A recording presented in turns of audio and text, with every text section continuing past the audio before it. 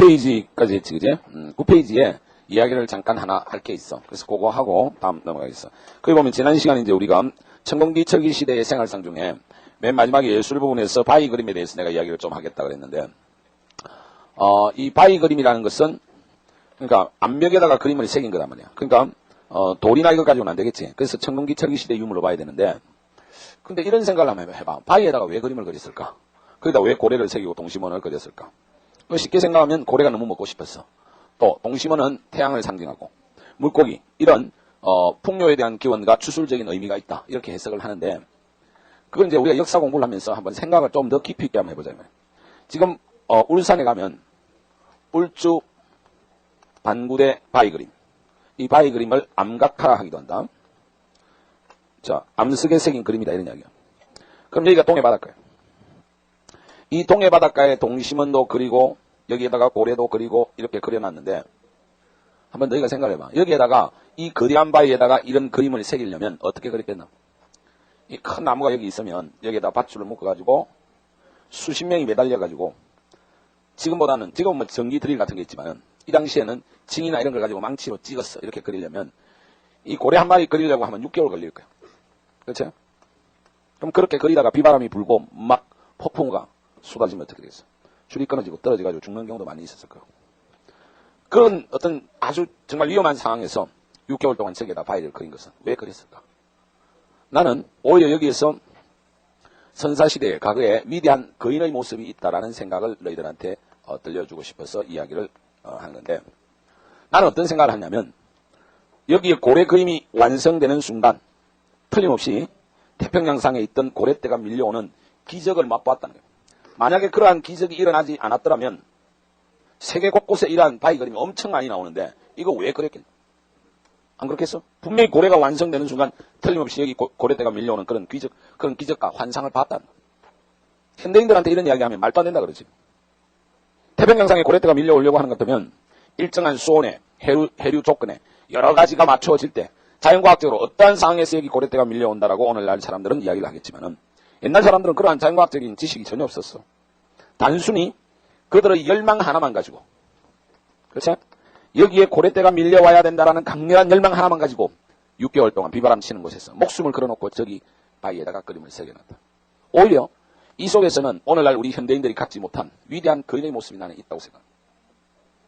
실제로 우리가 그러한 주술적인 열망을 가지고 살잖아.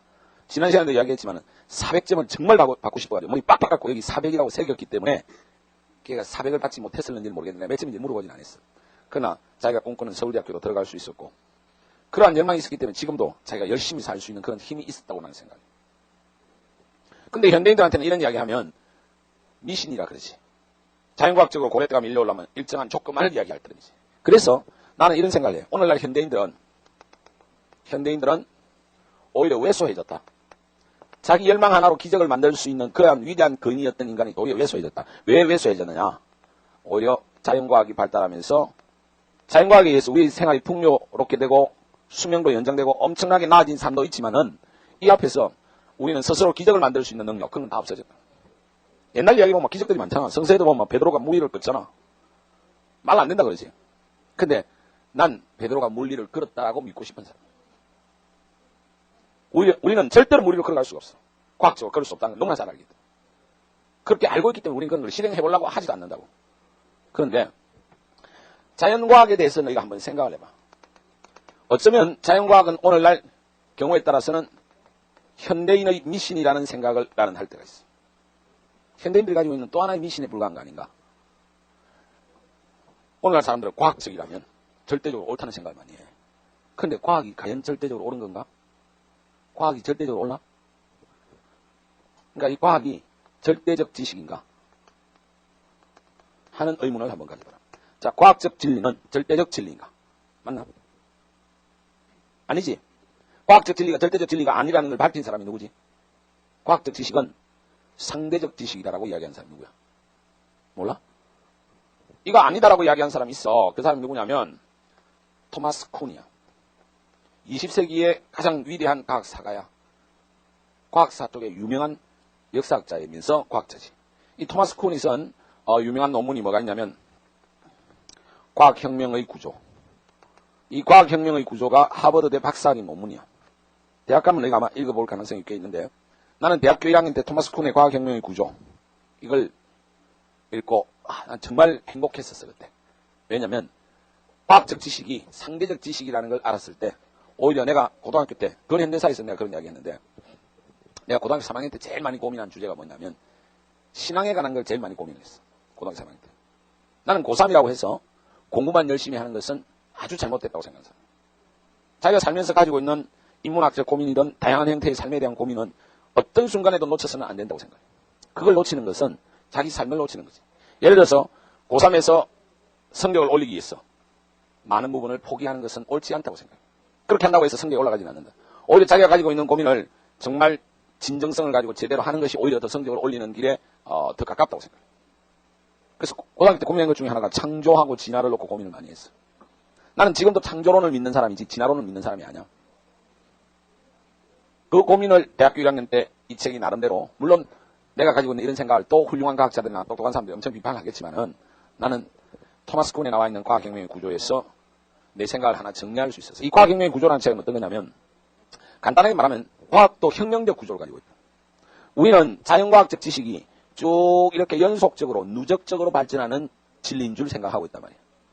근데 토마스 쿤의 이야기, 과학혁명의 구조는 이게 아니라는 거예요. 여기서 이야기하는 것은 무슨 이야기를 하냐면 과학적 지식 자체가 하나의 상대적인 지식이다. 상대적 지식이다. 그리고 과학적 지식 자체가 누적적 지식이 아니다. 상대적 지식이며 누적적 지식은 결코 아니다. 혁명적 구조를 가지고 있다. 간단한 예를 한번 들어볼게요. 천동설과 지동설을 가지고 한번 생각해봐. 이 우주관 자체가 바뀌는 것은 천동설이 발전해가지고 지동설이 된 게 아니지. 하나의 혁명적 단절이 있지, 그 안에는. 인간들이 어떻게 살아왔나? 한동안에는 천동설로 절대적 진리로 믿고 왔어. 그런데 이것이 끝나고 지금 우리는 지동설을 믿고 살잖아. 그치? 지동설을 믿고 살고 있다. 근데 언제부터 균열이 오기 시작했나? 천동설이 한참 막 전성기였을 때 그게 아닌데 하는 지동설의 새로운 주장이 나왔지. 그러면 요 시기는 한번 생각해봐. 두 개의 우주관이 겹쳐가지고 서로 싸웠지. 처음에는 얘가 앞섰지만은 여기 와서 천동설이 흔들릴 때 지동설이 새로 나왔잖아. 그랬을 때 토마스 쿤은 뭐라냐면 여기서 이까지 과정은 천동설이 정상과학이었다. 정상과학이었고 새로운 지동설이 나와가지고 요 빨간 요 부분에서 천동설과 맞짱을 뜰 때 이게 혁명과학이었다.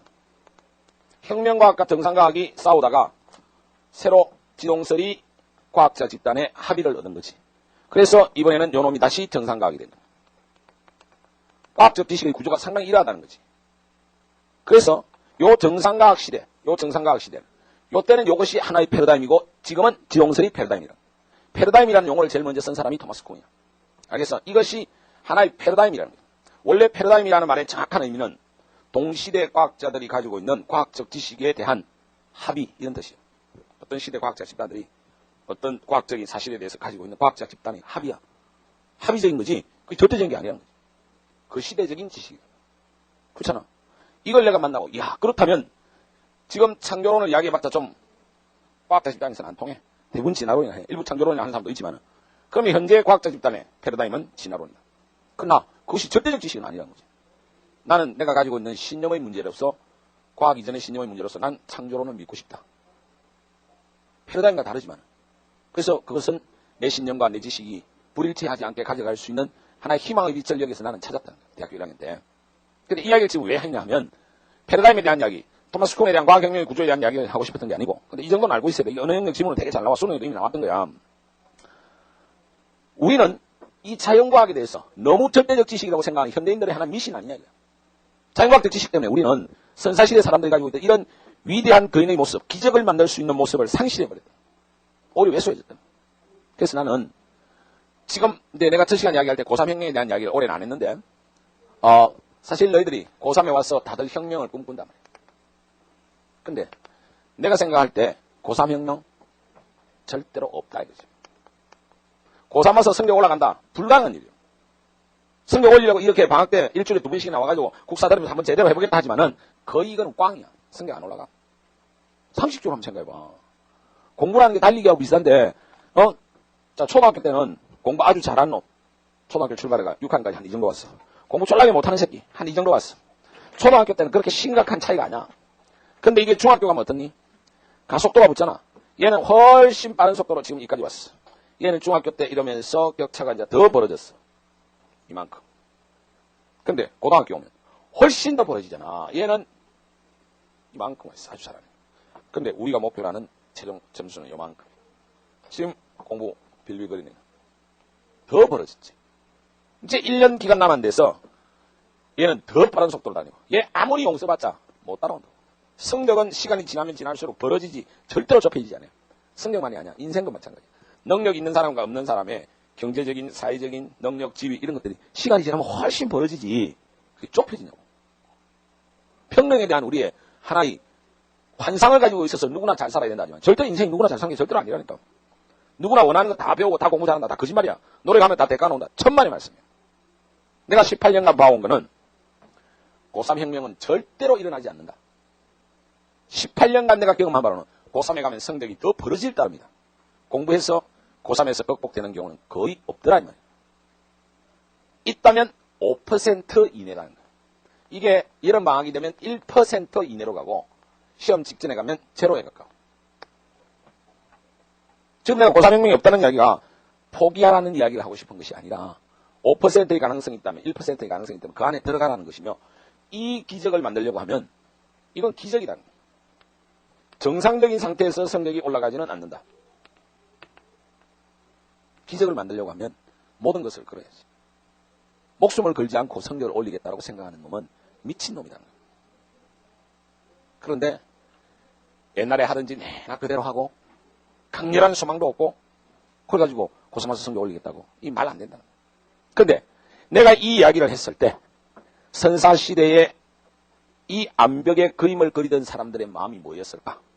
그들은 열망 하나로 그들이 소망하는 것을 정말 믿으면 그 믿음이 기적을 만들 것이라는 그 열망 하나로 6개월간 이 절벽 끝에서 조잡한 도구 들고 고래를 새겨넣고 그 고래가 완성되는 순간에 이 사람들은 틀림없이 태평양상의 고래떼가 밀려오는 기적을 봤다는 거예요. 그러한 기적을 만들 수 있는 고3이 되기를 바라는 의미에서 이야기를 했는데 이 이야기를 듣고 정말 감동하고 이렇게 기적을 만든 학생이 있다고. 이 이야기하면 이제 그 이름 집어보고 과연 누구냐 이가 막 맨날 그 선배 찾아가는데 찾아가지 말고 이 기적을 만든 학생이 몇 학번에 있었냐면 99학번에 있었어요. 99학번에 이형철이라는 학생에 대해서 내 수업 때문에 얘가 엄청 유명한 애인데 전에 들어본 애들은 아마 들었을 거고 이형철이라는 학생에 대한 이야기를 지금 내가 잠깐 하겠다는 거예요. 서울대 99학번인데 이형철이라는 학생이 얘가 한성과학고 출신이야. 한성과고를 나왔는데 한성과고, 서울과고, 뭐 대원예고 이런 데서 서울대학교 들어가는 것은 엄청 어려워. 거의 불가능해. 내신 때문에. 그래서 예전에 대원예고 같은 데가 비교 내신 해줄 때는 서울대를 200명씩 갔어. 근데 지금 현행 구조로 오면서 50명도 못 간다고 생각해. 내신 때문에 못 가게 돼 있어. 한성과고 같으면 아예 불가능해. 내신 때문에. 그래서 150명인가 들어갔는데 한 100명 가까이, 뭐 80몇 명 자퇴해버리고 얘가 다닐 때 한 70명도 안 남았어. 가고는 하여튼 반 이상 자퇴를 해버렸다고. 안 가면 서울대 못 가니까. 그래서 이제 자퇴생반 학원에 다니면서 주로 친구들은 재수를 하는데, 재수가 아니지, 고3을 하는데, 얘는 내신으로 서울대 절대로 갈 수 없는 성적이었는데 자퇴를 안 했어. 그래서 내가 물어봤어. 니는 왜 자퇴를 안 했는데 하니까 얘가 자퇴를 안 한 이유가 정말 도덕성도 있고 제대로 대먹은 애야. 그 학교는 국가 공비로 공부를 하는데 국민의 세금을 받아서 내가 공부를 하다가 내신 때문에 서울대를 못 간다는 이유 하나 때문에 그 받은 혜택에 대한 정확한 이 사회에 대한 대가도 치르지 않고 자퇴를 해서 내 개인의 이익만을 추구하는 것은 옳지 않다고 생각하기 때문에 자기는 서울대를 못 가는 한이 있더라도 국민의 세금이 상당히 들어오는 학교 아니야. 그 약속을 지키기 위해서 자기는 자퇴를 안 하겠다는 거야. 고등학생 중에 그 정도 생각하는 애들이 그렇게 안 많지, 그지? 생각이 제대로 된 애야. 그럼 너는 어쩔 건데? 그럼 뭐 의대나 이런데 서울대 말고 다른 데 갈 거냐니까. 아닙니다. 저 목표는 반드시 서울대를 가는 거는 그래도 목표입니다. 어떻게 갈 건데? 이게 이제 마지막 그 해에 99학번, 00학번까지 남아있었던 제도가 뭐가 있었냐면 서울대에서 특차가 있었어. 특차. 수능만 가지고 일정 퍼센트 뽑는 특차가 있었어. 그럼 특차로 서울공대나 이런 데 들어가려고 하면 지금 너하고는 약간 점수 구조가 다른데 400점 만점에 395점 이상을 거의 받아야 들어갈 수 있어. 그 외에는 서울에 들어갈 수 있는 방법이 없어. 그럼 5점이면 문제 3개, 수학 같으면 2개, 이렇게 틀려야 돼. 나머지 과목은 1.5점, 한 3개 틀리나? 그 불가능한 거야. 언어 영역 같은 게 지금 100점이지만 이 당시 120점이었는데, 이게 100점 넘기도 그렇게 쉽지 않은데, 얘는 모의고사 치면 395가 넘어야 되는데, 380이야. 거의 뭐 380에서 한 385점 사이. 조금 떨어지면 한 378. 그 사이에서만 내내 왔다 갔다. 서울에 갈 방법이 없지. 그런데, 요즘은 애들이 주로 내 강의를 겨울방학 때 한 번 딱 듣고, 뭐 문제풀이 한 번 듣거나, 뭐 이런 정도로 하는데, 예전에는 이 애들 시절에는, 그러니까 강의를 들어오는 것도 있지만은, 참 요즘 욕하면 애들이 싫어하지만은, 욕 들으러 오는 애들도 있었어. 욕도 잘 새겨 들으면, 그게 자극도 되고, 자기 삶의 활력소가 될 수도 있고. 너는 좀 웃으니까 내가 더 이상 할 말이 없는데, 욕이라는 게 그렇게 나쁜 언어가 아니야. 욕할 수밖에 없는 세상이면 씨발 욕하는 거지. 그냥 아무 의미 없이 욕짓거리 하는 거는 문제가 있지만은, 욕을 해야 되는 상황에서 욕하는 것은, 그건 나는 진실이라고 생각해. 삶이 욕할 만큼 박박할 수 있잖아. 또 잘못해서 욕 듣고 싶을 때도 있잖아. 그렇지? 내가 인간 누가 진짜 욕이라도 해주고 두들겨 패주면 좋겠다. 이래가 내 인생 안 될 것 같다. 그럴 수 있는 거지. 하여튼 얘는 학원을 1년 내내 다녔던 애야. 1년 내내 다녔는데 성경 맨날 양소야. 여름 막 들어가기 전에 얘가 이제 서초 메가스터디에서 그 당시에는 최고 수준반이라는 게 있었어. 그러니까 상위 1% 안에 드는 애들만 그 반에 들어올 수 있는데 그 수업은 늦게 했어. 밤 10시에서 새벽 1시 반까지인가 그렇게 했어. 그 당시에 수업은.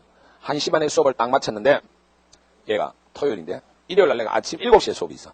1시 반에 마치고 7시 수업이 있는데 선생님 잠깐만 자고 상담을 좀 하자고 그러더라고. 내가 잘 안 되니까 왜 그래? 정말 꼭 드릴 말씀이 있습니다. 그래가지고 학원에서 1시 반에 상담을 시작했어. 그래서 내일 아침 수업이니까 그럼 짧게 해라. 예, 30분만 할게요. 이렇게 했는데 아침 5시까지인가 6시까지가 상담했어.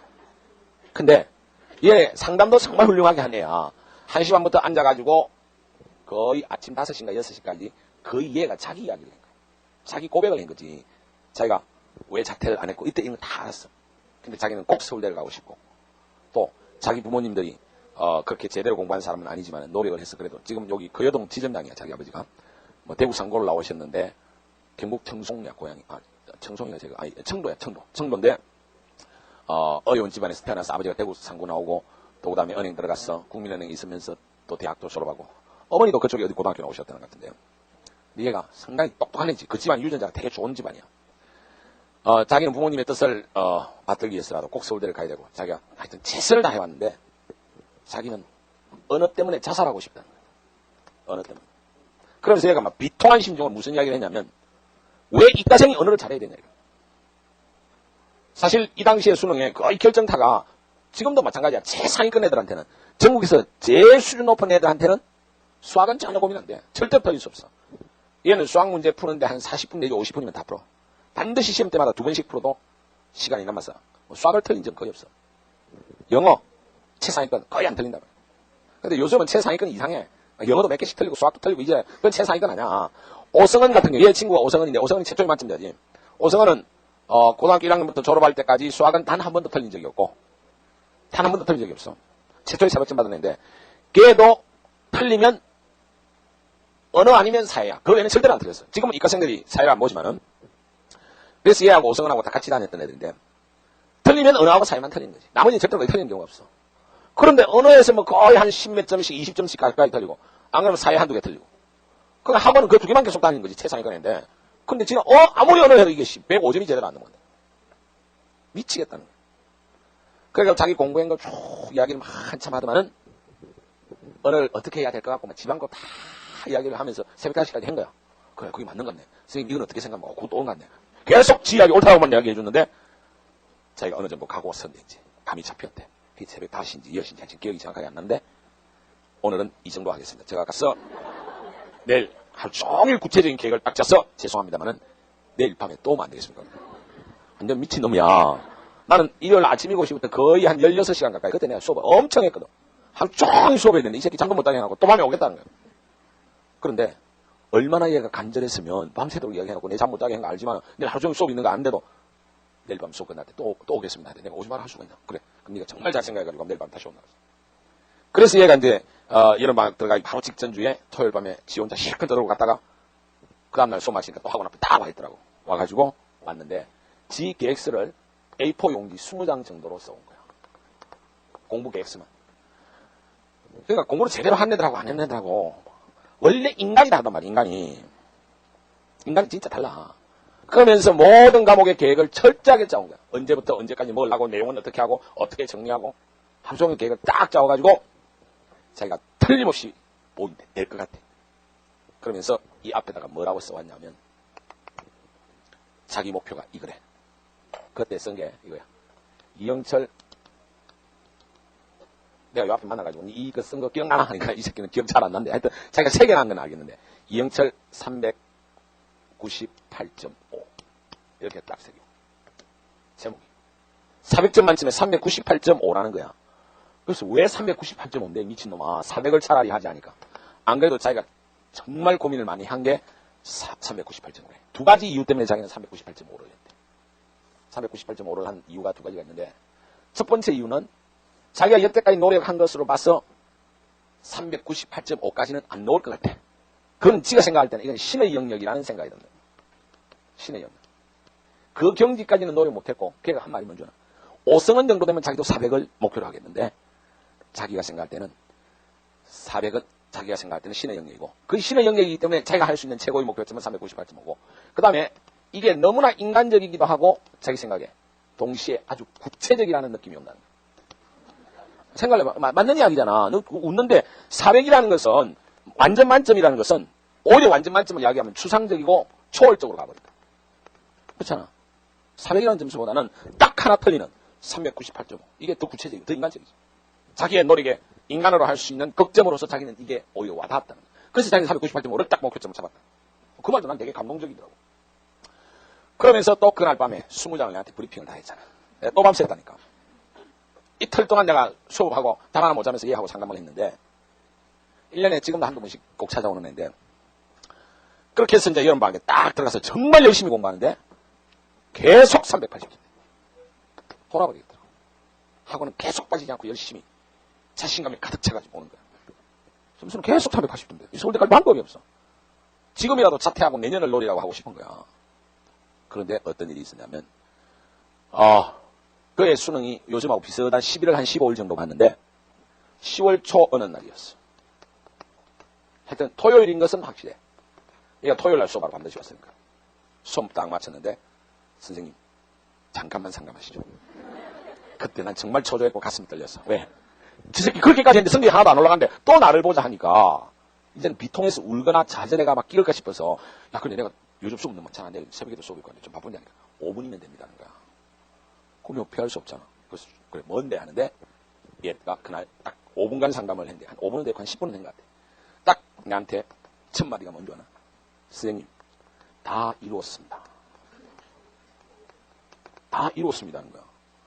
뭘 다 이뤘는데 내가 그러니까 398.5를 다 이루었다는 거야. 야 드디어 난 돌았구나 생각했어.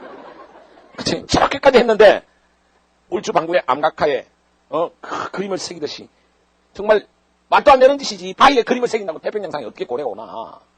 그러나 그처럼 바위에 새겨가지고 이 제목을 어디에다가 걸어놨냐면 한성가학고 기숙사 자기 침대에서 눈 딱 뜨면 제일 먼저 보이는 자리에서 이게 파놨다니까.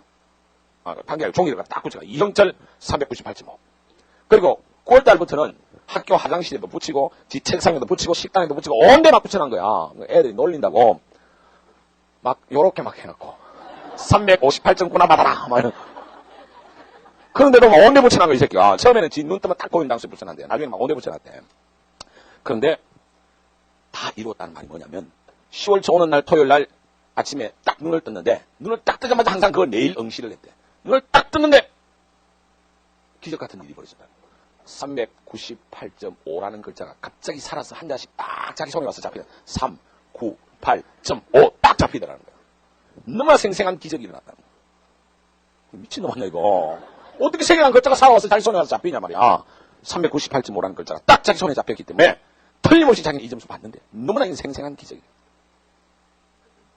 이거 어떻게 해야 되니? 과학적으로 있을 수 없는 일이잖아. 그때 내가 미친놈아 이럴 수 없는 거 아니야. 그래서 내가 어떻게 맞아. 열망하면 이루어지는 거야. 됐어. 하고 박수하고 갔다니까. 그 다음부터 수업 시간에 나는 거의 안 쳐다봤어. 왜? 그 쳐다보면 내가 저 새끼 미쳤구나 이런 눈빛이 나도 모르게 들 거 아니야. 그럼 얼마나 좌절하고 실망하겠어.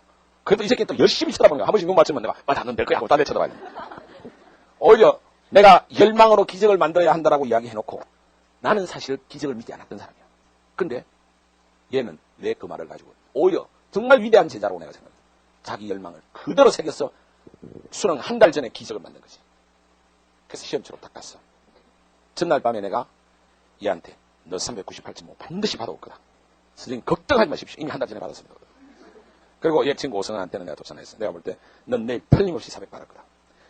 400이 3년 연속 나오잖아. 3년 연속 나오는데 내가 찍었던 애들이 전부 400 받았던 애들이야. 그렇게 말하면 넌 안 믿겠지만 물어봐. 오성환한테 물어보고 박예진이 그 다음에 대원이고 걔한테 전날 밤 내가 전화했어. 내일 너가 400 받을 것 같다. 그거는 보일 수도 있어. 네. 오성환한테 넌 400 받을 거다라고 이야기했어. 받아와야 된다고 이야기했어. 그럼 이제 시험 치고 왔는데 내가 누구한테 제일 먼저 전화를 했냐면 오성환한테 전화를 제일 먼저 한 게 아니고 얘한테 제일 먼저 했어. 경서중학교라고 마포 쪽에서 먼 데서 봤는데 이제 한 저녁 7시쯤 딱 전화하니까 딱 바로 받더라고 얘가. 그래서 이름이 형체인데 형체라고 어떻게 됐냐 하니까 그대로입니다. 딱 그러더라고. 뭐라고? 하니까 그대로 나왔습니다 하는 거야. 398.5에서 0.1점도 펴지 않고 그대로 딱 받았더니 얘가. 그런 기적이 인간이 충분히 만들어낼 수 있다. 우리가 그런 왜 기적을 만드는 걸 현대인들은 잃어버렸냐면 오히려 내가 아까 이야기했듯이 자연과학이 발달해서 현대인들은 왜소해졌다. 근데 내가 왜 토마스 콘을 이야기해 준 줄 알겠나? 그냥 단순하게 잘 들어봐. 자연과학이 발달해서 현대인들은 왜소해졌다라고 하면 너희들이 내 말을 인정하기 어려울 거야. 그런데 자연과학이라는 지식 자체에 대한 학계의 연구 자체가 이건 거의 정설에 가까울 정도로 설득력이 있는 이야기야. 토마스 콘 이야기는. 맞지? 천동설, 지동설만 보더라도 분명히 과학적 지식이 누적적 지식이 아니지. 혁명적 구조를 가지고 있지. 그리고 한 시대의 패러다임이지. 그러니까 자연과학적 지식이라든지 여기에 대해서 미신을 가지면서 우리가 왜소해졌다는 걸 인정해야 된다. 오히려 선사시대 사람들이 이 암벽의 그림을 그렸던 행위를 우리는 단순하게 그 사람들의 미신적 행위라고 보는 것은 우리 시대의 무식에 불과하다는 거죠. 이 시대 사람들은 우리와 같은 과학적 지식을 못 가지고 있었지만은 인간과 세계에 대해서 더 깊은 해안 내지는 삶에 대한 절대한 진실을 가지고 있었다. 그들이 여기에 이걸 새겨넣음으로써 분명히 태평양상의 고래떼가 밀려오는 기적을 만들어냈다. 현대인들은 그런 기적을 만들 만한 열망이 없어졌다는 거예요. 그러나 내 제자 중에서도 이렇게 고3혁명을 만드는 제자도 있더라 이 말이야. 나는 늘 그런 제자들을 보고 싶은 마음이 있는데 손사모에 가면 애가 되게 재밌는 애가 하나 있어. 이제 걔도 정말 훌륭한 선택을 했다. 자기 그 닉네임을 뭐라고 정했냐면 이렇게 딱 정해놨더라고. 시그마 열망. 우리가 가지고 있는 모든 열망을 다 인간적 열망을 합치면 그것이 곧 기적이 될 것이다. 닉네임이 이거야. 아주 훌륭한 닉네임이라고 생각해. 정말 우리 시대에 필요한 건 이거야. 우리가 가지고 있는 강렬한 열망. 그것이 현대인들이 잃어버렸던 꿈인 기적을 만들 수 있다. 이 시대는 기적에 관한 이야기를 하지 않지. 그치? 누구도 기적을 꿈꾸지도 않아. 그러나 너희들의 현실적인 처지는 기적을 꿈꾸지 않으면 안 되는 자리에 와 있다고 나는 생각해. 그래서 2005년 1년 너희들이 가질 수 있는 인간적인 에너지와 모든 것을 다 끌어넣어서 자기의 최고의 열망을 가지고 자기가 꿈꾸는 기적을 꼭 만들기를 바란다. 그래서 제2의 제3의 이영철과 같은 나는 그런 제자가 나오기를 바라고 이번 이 작국사에서 이야기를 더 하고 싶었던 것은 내가 12월 23일 날 손사모 하다가 대가리에 사백을 파고 왔던 그 제자를 보는 순간 정말 와 내가 무슨 생각을 했냐면 그래도 난 되게 행복한 사람이구나. 그렇잖아. 내 말 하나에 대가리를 빡빡 깎고 사백을 새기고 다닐 수 있었다면 그건 정말 내가 누구인가 크게 감동을 줄 수 있다는 것. 그렇게 해서 자기 꿈을 이루어서 4년 뒤에 갑자기 내 앞에 불쑥 나타났을 때 얼마나 행복감을 느끼겠어. 그지? 마찬가지야. 그래서 내가 강의하는 데 있어서 가장 큰 에너지는 결국은 강의하는 그 순간에 어떤 내 열정도 있고 또 시간이 지난 어느 날 갑자기 제자들이 크게 성공해서 탁 나타나는 모습을 보면 그게 너무나 행복한 건데 오늘 이제 우리가 우리는 우연히 이제 국사라는 한 과목으로 만났지만은 이게 아주 우연한 만남일 수도 있지만은 나중에 인생에 가면 결정적 만남이 될 수도 있어. 예를 들어서 니하고 내가 만난 게 결정적 만남이 될 수도 있단 말이야. 어떤 관계로든지. 그래서 수업을 들을 때 정말 최선을 다해서 들어야 되고 나도 수업하는 데 있어서 최선을 다해서 해야 되고 정말 너희들한테 바라는 거는 아직 너희는 젊기 때문에 현실에 그렇게 무너지지 않길 바라고 인간이 가질 수 있는 최고의 능력을 발휘하기를 정말로 바란다는 거예요. 선생은 항상 그 생각을 해. 자기 제자가 자기보다 훨씬 나아지는 거. 그게 선생이 가장 행복함을 느낄 수 있는 이야기야. 그리고 선생은 나는 지식만 이야기하면 절대로 안 된다고 생각해. 선생이라는 한자는 이렇게 써. 이렇게 써거든. 이게 무슨 말이야? 딴 게 아니라 먼저 살았다는 거야. 선생은 삶을 이야기하지 않는다면 난 선생이 아니라고 생각해요. 어떻게 하면 이 문제 더 잘 풀 수 있고 어떻게 하면 이걸 더 잘 맞출 수 있느냐 그것만을 이야기한다면 그야말로 그건 강사로서 끝나는 거죠. 내가 강사로서 여기 쓰고 싶지는 않은 거야. 그러니까 그냥 강사로서 쓰려면 강사로서 벌만큼 돈은 다 버는 사람이야. 근데 아직 이 이야기는 할 게 남았다고 생각해. 특히 방구대 바위 그림을 볼 때마다 정말 선사시대 사람들이 어쩌면 우리보다 위대한 거인이었는데 기적을 만드는 거인이었는데 왜 우리는 그걸 잃어버렸을까? 여러 가지 현실적 이유도 있고 자연과학 앞에서 오히려 인간이 왜소해진 면도 있고 그렇지만은 오늘날도 기적을 만드는 사람들이 있다는 것을 너희들이 같이 알아줬으면 한다 이런 이야기야. 자, 그 다음 넘어가겠어. 고조선. 자, 고조선에 관한 문제는 비교적 좀 쉽게 출제가 되는데 고조선의 세력 범위는 지금 오른쪽에 보면 그림에 나와 있어. 동이족의 범위가 새까만 건데 저기 산둥반도까지 한반도 전역이고 그 다음에 고조선의 세력 범위는 약간 흐릿한 부분이야. 근데 거기에 뭐가 있다라고 돼 있나? 고인돌도 있고 비파형 동검이 쭉 있지, 그치? 그래서 이게 6차에서는 비파형 동검과 미송리식 토기의 출포 지역과 일치한다 이렇게 돼 있었는데 7차에 오면서 한 개로만 바뀌었어. 그래서 문제집에는 6차 문제가 아직 그대로 남아있는 문제집도 많아. 비파형 동검과 미송리식 출토 지역과 일치한다. 두 개로 돼 있는 게 있는데 7차 교과서에 정확하게 말하면 비파형 동검이야. 알겠어? 그래서 아직도 미송리식 토기까지 같이 가르치면 물론 학계에서는 비파형 동검과 미송리식 토기의 출토 지역과 일치한다는 주장을 하긴 하는데 그러나 미송리식 토기까지는 엄밀하게 넣기는 곤란하다는 게 7차에서 바뀐 거야. 그 7차는 비파형 동검만으로 돼 있어. 알겠어? 그러니까 막 미송리식까지 오면 이거 아직 6차와 혼선을 일으키고 있는 강의거나 문제일 가능성이 있다 이렇게 생각하면 된다. 알았지? 그러면 이제 고조선의 발전. 고조선의 발전은 중심지 이동을 했는데 요령 지방에 저 위에 그지 북방 쪽에서 대동강 유역으로 내려왔다. 그 대동강 유역으로 내려오면서 독자에 발전했다. 알고 있지? 그 정도는 알고 있을 거고 발전은 부왕, 준왕 등의 강력한 왕이 등장하기도 했어. 그래서 왕위가 세습되고 관직이 편성돼서 상대부 장군 등과 같은 이런 관직도 있었고 또 한때는 요설을 경계로 중국 연나라와 대립할 정도로 강력한 세력을 형성하게 됐다. 그 의미 좋지라. 한때는 요설을 경계로 해서 중국 연나라와 대립하기까지 했다 하는 거 알아두면 되겠고 그 다음에 이제 고조선에 대해서는 우리가 위만조선에 대해서 잘 알아야 되는데 위만조선은 BC 198년에서 108년 사이다. 그러니까 위만조선에 대해서는 두 가지를 알아야 되는데 중개무역으로 번성했다는 사실은 잘 알아야 돼. 알겠어? 그때 중국은 한이야. 우리나라 남방은 진예와 있는데 그 중간에서 중개무역으로 상당히 번성했다는 거 알아둬야 되고 그 다음에 위만조선은 위만이라는 사람이 원래 고조선의 토착 세력이 아니지. 중국에서 들어온 사람이야. 알겠어?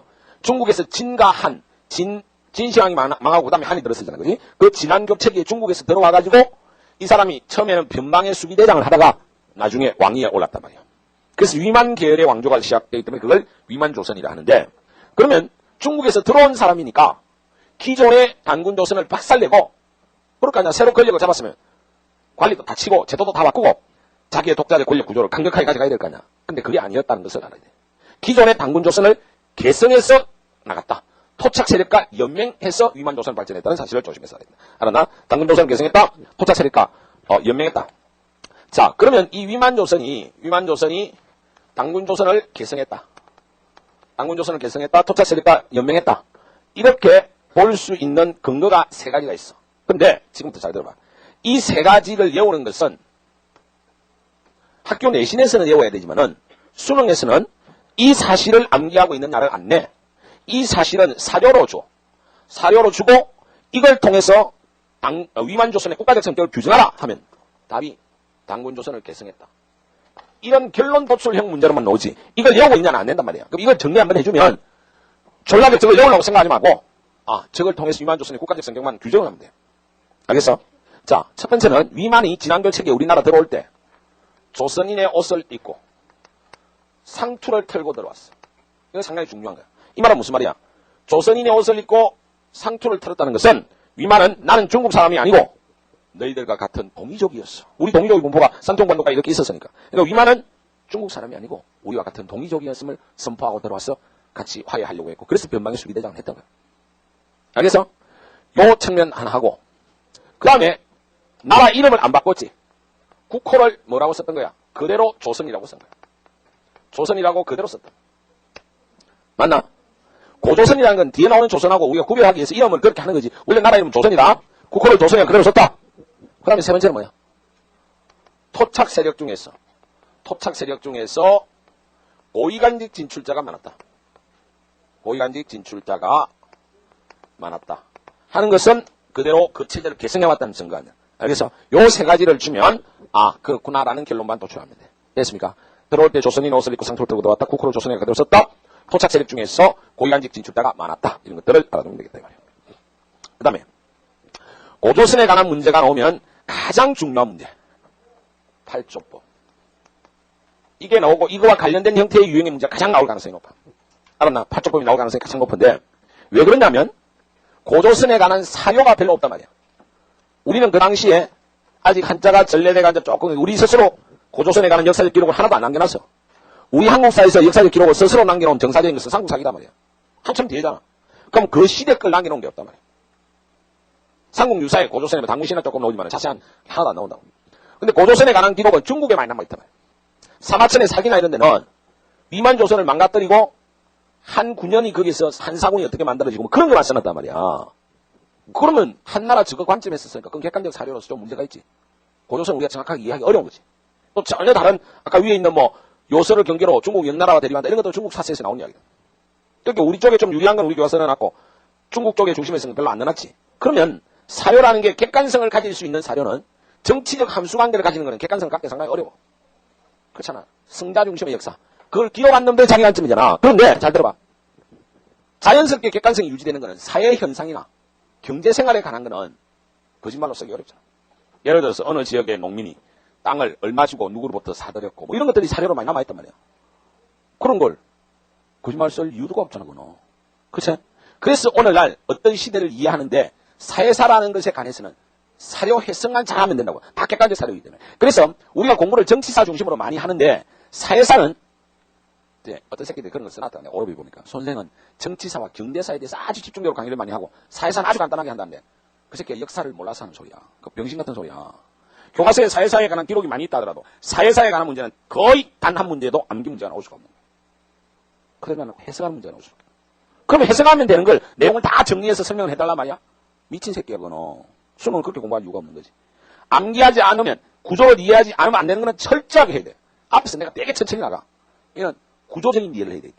근데 사회사는 본질만 알면 문제 연습만 하면 끝나는 거야. 그걸 가지고 그건 왜 대충 날립니까?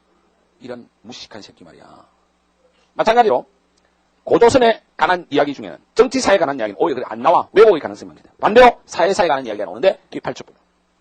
팔조법 중에 3개가 남아있는데 이 3개는 그걸 서술하는 사람의 이해관계 하나도 안 들어있어. 그렇다면 이거는 사료로서의 가치가 엄청 높은 거지. 오히려 고조선을 이해하는 데는 이게 결정적 사료지. 맞나? 사료로서의 가치가 높지. 그래서 고조선에 관한 문제는 이 팔조법의 자료를 주고 해석하는 문제가 나온다. 모의고사도 전부 이런 게 나와. 고조선에 가는 거는 정치사적인 그렇게 잘 안 나온다는 거. 이런 거 이야기는 했지만 실제로 시험에 안 나오고 시험에 이게 나온다. 그러면 팔조법 중에 3개가 남아있어. 중국의 한서지리지에 남아있는데 이 3개만 보더라도 고조선 사회가 어떤 사회인 줄 알 수 있어. 첫 번째 뭐야? 사람을 죽인 자는 사형에 찬다. 첫 번째 나와있지. 살인을 하는 사람은 사형에 찬다. 그러면 여기서 우리가 뭘 느낄 수 있나? 죽인 놈은 죽여버린다. 그치?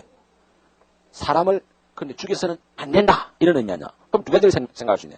하나는 사람을 죽여서는 안 된다는 생명 존중의 원리가 있는 사회였다라는 생각을 하나 할 수 있고, 두 번째 이게 더 중요한데 죽인 놈은 죽인다. 그치? 행벌이 보복주의 법률이 발달했지. 눈에는 눈, 이에는 이. 한무라비 법칙에 나오는 그런 거예요. 원래 과거로 갈수록 법률들은 그래. 그 다음에 두 번째는 뭐냐. 남의 물건을 훔친 자는 노비로 삼는다지. 절도는 노비로 삼는다. 남의 물건을 훔친 자는 노비로 삼는다. 그럼 여기서 뭘 느낄 수 있냐. 남의 물건 사유재산이 인정됐구나. 이미 청동기 단계에 들어갔구나 하는 걸 알 수 있지. 노비로 삼는다. 그 새끼 잡았어. 노비로 삼는다. 뭐지? 계급 사이였구나. 사유재산과 계급. 이걸 딱 보니까 청동기의 키워드 2개나 떠있잖아. 감 잡았지? 그 청동기 단계에 들어갔다는 걸 우리 알 수 있다. 그 다음에 세 번째.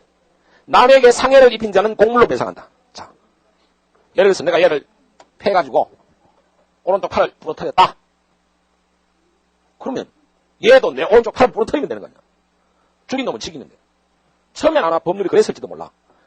눈에는 눈, 이에는 이니까 눈 뽑으면 눈 뽑고 했잖아. 상해를 입혔다. 내가 오른쪽 팔을 부러뜨렸다. 그러니까 나도 법률 잡혀갔어. 나도 오른쪽 팔이 부러졌어. 자꾸 법률을 이렇게 행사해보니까 사회 전체가 병신이야. 맨날 싸우면. 그리고 오른쪽 팔이 날아가면 어떻게 되니? 일을 못하지. 이게 농업사회인데 장병들이 전부 다 오른쪽 팔 부러지고 이 지랄 하니까 이게 문제가 많잖아. 그래서 이게 한 단계 더 발전한 것이. 남에게 상해를 입히면 상해를 입은 사람은 그만큼 뭘 상실한 거야? 노동력을 상실했지. 그럼 상실한 만큼의 노동력을 값으로 갚아라는 것이.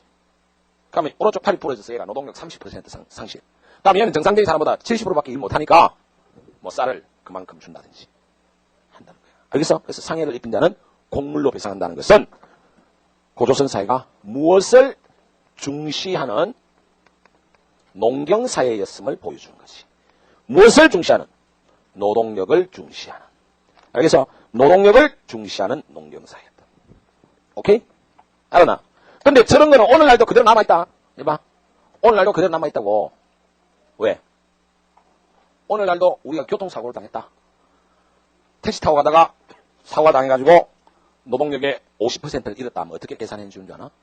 그 사람의 평생 소득을 산출해가지고 현재를 기준으로 해서 그걸 전부 합산해가지고 이자까지 합산해가지고 65세까지 일을 한다고 계산했을 때 그 사람 벌 돈이 얼마다? 50% 상실했으니까 그만큼의 보험금이 지급된다. 그래서 내 같은 사람 사고 나게 하면 큰일 난다니까. 보험회사 망한다니까, 그지? 자, 하여튼 노동력의 관점에서 인간을 보고 있다는 것을 알아야 돼. 자, 그러니까 8조법의 이 세 가지만 하더라도 고조선 사회가 어떤 사회인 줄 알겠잖아. 보복주의 법률이 발달해 있다. 그 다음에 사유재산과 계급이 이루어진 사회다. 그 다음에 상해를 입힌다는 공물로 배상한다라는 말 속에서는 상해를 입힌다는 공물로 배상한다는 말 속에서는 인간을 볼 때 노동력의 관점에서 보고 공물 배상에 대한 공물이 있다는 가 농경사회다. 알겠지? 요 세 개는 법률이 그대로 남아있단 말이야. 그거 고조선 사회로 우리가 제일 잘 알 수 있는 자료니까 이게 시험에 가장 잘 나오는 거지. 그리고 한서지리지에는 이런 기록도 남아있어. 여자의 정절을 중시하는 사회였다. 여자의 정절을 중시한다면 너는 뭐라고 생각하고 싶니? 아주 미풍양속이 발달한 사회. 이렇게 이야기하고 싶나? 그러면 안 돼. 여자의 정절이라는 말 자체 이게 얼마나 개 같은 말이니? 그렇지? 한번 잘 생각해봐. 그런데 여자의 정절이라는 말이 정말 개 같은 말이라고 생각해 본 적이 있나? 아, 있어? 똑똑한 여학생이네. 그런 생각 안 해본 애들도 꽤 있을 거야. 여자는 좀 다 속어대야 되고, 밤에 늦게 다니도 안 되고, 여자는 순결해야 되고, 하여튼, 남자가 늑대고 이러기 때문에, 잘못하면, 여자 한번 잘못되면 정말 인생 어려워지니까. 왜냐면 요즘 보면 뭐, 밀양에서 그 개새끼들 봐, 그거. 밀양에서 고등학생들이 한 거 한번 봐봐. 여중생하고 강간하고 한 거 봐봐. 그런데, 여자의 정절, 이러면서 사회 전체적으로 막 어떤, 여자는 좀 더 순결이라든지 정절의 문제를 강조하는 이러한 분위기가 있단 말이야. 근데, 여자의 정절을 강조한다는 것 자체가 어떻게 생각해보면 지극히 남성 중심이에요. 왜냐하면, 어떤 여자가 정절을 상실했다. 정조를 상실했다. 라고 하면, 그 상대인, 남자도 틀림없이 상실한 거지. 그렇잖아. 자기 남편 아니고 다른 놈하고 한 거 아니야. 그러면 그 놈도 지 마누라 말고 딴 년하고 한 거 아니야. 그런데도 여자가 바람 피우다 걸리면 이건 난리 나는데 남자가 그러면 그냥 바람이야. 바람은 지나가면 끝이야. 그냥 참아. 막 이래. 또 이 안에서 여자애가 좀 남자애하고 막 아무 때나 놀고 하면서 많이 밝히고 어린 나이에 남자 밝힌다 이러면 뭐라 그러니? 저 걸레 같은 년 이러는데 남자가 그러면 저 새끼 잘 나가는 놈이야. 잘 봐봐. 그렇잖아. 네가 남자 보면서 그런 생각이 드나? 저 남자하고 정말 매력적으로 생긴 남자다. 저 남자하고 한번 섹스하고 싶다. 뭐 이런 생각 드나? 그런 생각 안 들지? 절대 안 들지? 안 든다고 이 학생들아. 근데 솔직히 말해. 괜찮은 여자 지나가면 자고 싶다는 생각이 드나 안 드나? 솔직히 말해. 솔직하게 얘기해. 드나 안 드나? 들잖아. 왜 솔직하지 않아? 니 드나 안 드나? 난 중학교 3학년 때부터 맨날 그래서. 맞지? 맞나? 이게 세상이 이상한 거라니까, 이 새끼 잘못된 거라니까. 남자가 여자를 밝히고 여자에 대해서 그런 걸 갖는 거는 마치 당연한 것처럼. 여자는 남자에 대해서, 왜 여자는 성적 호기심이 없는데, 남자에 대해서 그러면 잘못된 것으로 되어 있죠. 지극히 남성 중심의 사회로서 어떤 성적인 부분에 대한 책임이나 윤리성은 꼭 여자한테만 지운다니까. 그거는 남자가 여자를 지배하는 과정에서 나온 허위의식이고 잘못된 이데올로기. 물론 그 말이 이 학생들이 그냥 남자애들 마음대로 데리고 놀아라 그 이야기를 하는 건 아니야. 똑같이 남자와 여자가 성에 대해서 가지는 태도는 평등할 때만이 의미가 있지. 성에 대해서 평등하지 않을 때는 성에 대한 윤리성은 지배 이데올로기. 내 말 똑바로 들어봐. 성에 대한 윤리와 규범이 남녀에게 평등하게 규정되지 않을 때는 성에 대한 윤리와 규범은 남성 중심의 지배 이데올로기에 불과하다. 그렇지? 똑같이 규정될 때만이 성에 대한 윤리와 규범이지. 그렇지 않을 때는 남성 중심의 지배 이데올로기다. 그렇기 때문에 이 시대에 여자의 정절을 강조하는 사회라는 걸 가지고 미풍양속의 아름다운 사회다. 그런 소리 하면 죽는다. 개 같은 남성 중심의 사회가 시작됐다. 그렇게 생각해야 돼. 여자의 경제 감독 이러면 가부장적 사회 구조예요. 알겠지? 그러면 이제 고조선에서 우리가 알아야 될 게 재정일치 사회였다. 그치? 재정일치가 뭐야? 재정일치는 말 그대로 재와 정이 하나라는 이야기지. 이건 제사야. 이건 정치야. 그러니까 제사를 지내는 사람이 정치도 담당한다 이 말이야. 그래서 당군 할아버지가 원래 제사장이야. 그런데 이 당군 할아버지는 당군이기만 한 게 아니라 왕검이기도 했어. 왕검은 정치의 군장이라는 뜻이야. 그래서 공식 명칭이 당군왕검. 당군은 제사장, 왕검은 정치의 군장이라는 뜻이고, 그러다가 B11관련에 한무제에게 멸망해서 법이 오히려 이제 많아져. 법이 많아진다는 것은 뭐야? 지배 집단의 지배 구조가 더 견고해지고 그만큼 사회는 복잡해졌다는 걸 의미하지. 그래서 한무제에게 B11관련에 망해가지고 한군년 세력들이 들어서면서 법이 60조로 늘어난다. 이것은 목적이 뭐냐? 한군년 지배자의 생명과 재산을 보다 더 잘 확실하게 보호관리하기 위한 거고, 그만큼 사회 전체가 인심이 각박해졌음을 의미한다. 이렇게 해석을 하면 된다. 무슨 말인지 알겠지? 그 다음에 이제 그 옆에 있는 여러 나라의 성장은, 이거는 간단해. 이건 이대로 암기를 해야 돼. 위치와 함께. 그래서 요 칠판을 좀 지우겠는데, 밑에 있는 문제 2번 풀고, 그 다음에 오른쪽에 있는 여러 나라의 성장표를, 요거 지우는데 한 2, 3분 걸리니까, 외우란 말이야. 외우고, 한 10분 정도 설명하고, 그 다음에 이제 고대사로 들어갈 테니까. 알았겠어?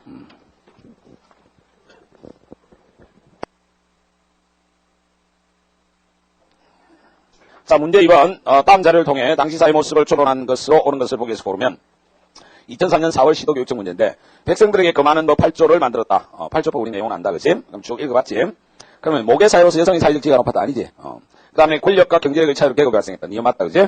그 다음에 노동력을 확보하기 위한 매매혼이 유행했다. 그 내용이 여기 안 나오지? 사회재산과 노동력을 중요히 여기고 보호하였다. 그래서 답이 4번. 쉽게 충분히 풀 수 있다. 그치? 그 다음에 여러 나라의 성장. 이 부분은 이제 철기에 와서 나타나는데 이 문제가 지금 내년도 2006학년도에 나올 가능성이 있어. 왜냐면 이 1단원은 돌아가면서 나온단 말이야. 구석기 신석기에서 하나 나오거나 아니면 청동기 나왔잖아. 그러면 이제 철기로 넘어갈 가능성이 있으니까 여기가 나올 가능성이 있으니까 이거 위에다가 쓰나 암기를 해야 돼. 알겠어?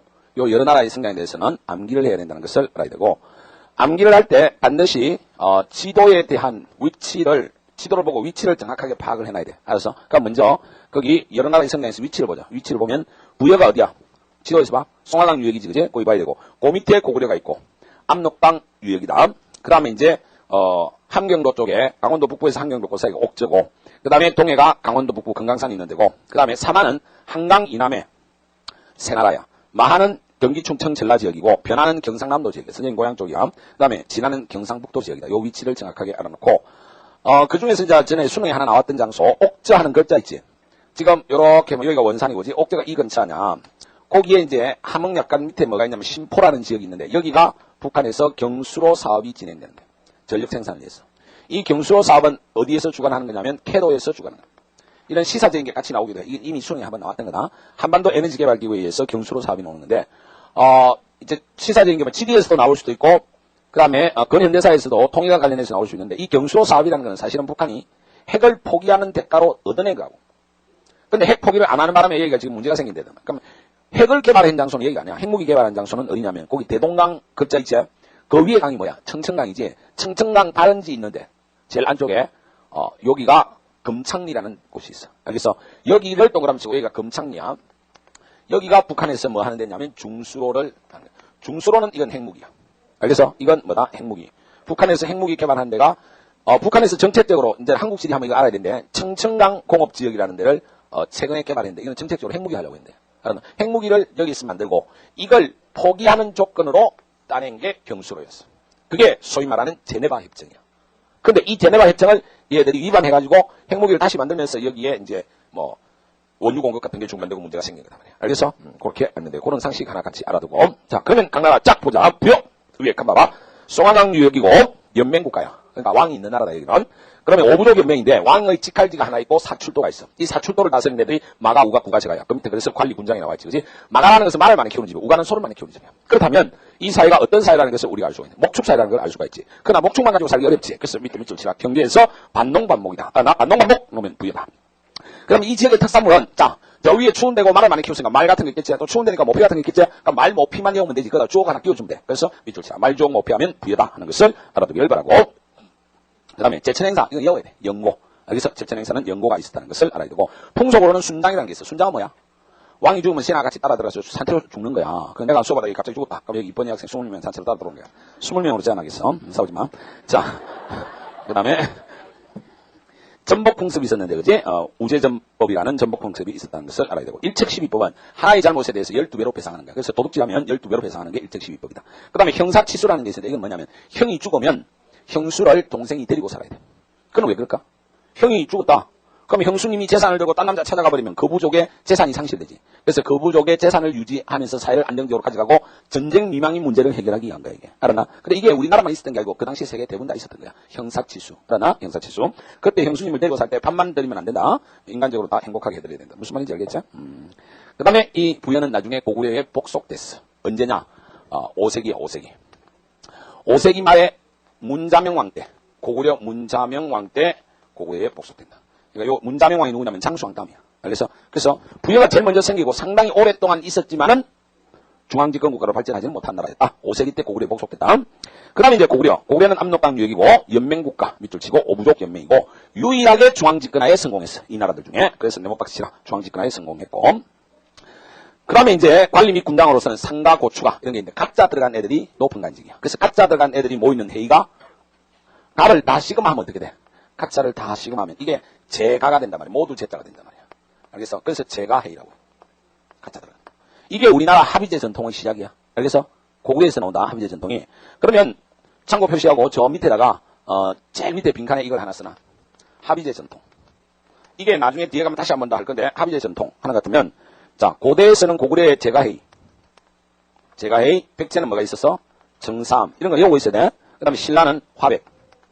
이거는 고대야 고대. 알겠어? 그 다음에 이게 중세로 가면 어떻게 되지? 중세로 가면 도병마사가 되잖아. 나. 도병마사가 되고 이게 나중에 이름이 뭐로 바뀌지? 도평이사사로 바뀐다. 도평이사사. 이게 이제 고려 말에서 조선 초까지가 도평이사사예요.